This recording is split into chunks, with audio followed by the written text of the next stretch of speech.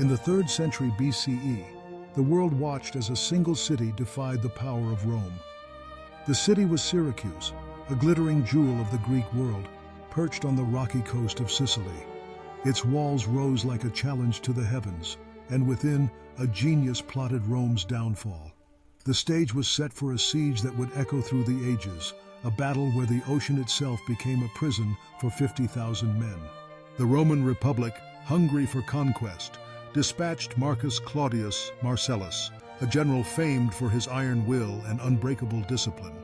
At his command sailed 60 warships, bristling with siege towers and the finest soldiers Rome could muster. Yet, as the Roman fleet approached Syracuse, a strange fear began to spread. Stories whispered among the ranks spoke of Archimedes, the city's guardian, and the greatest mind of the ancient world. His inventions, they said, could turn back even the might of Rome. As dawn broke over the harbor, the Roman ships advanced, only to be met by the impossible.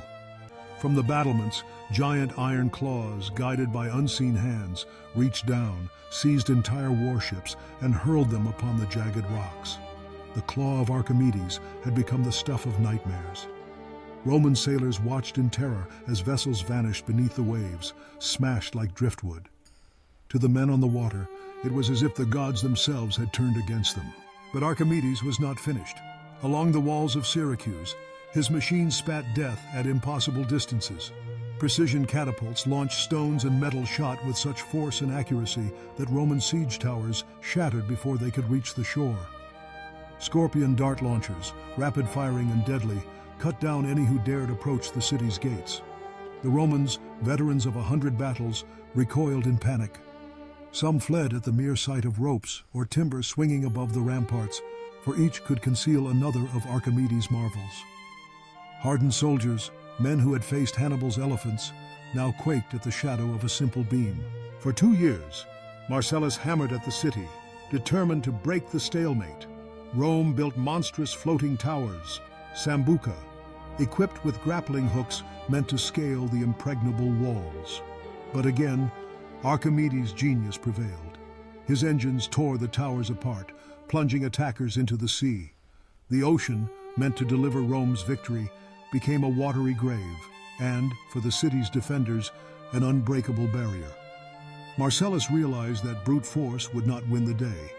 Syracuse, surrounded by the sea, became a cage of steel and salt water, trapping 50,000 defenders and civilians inside.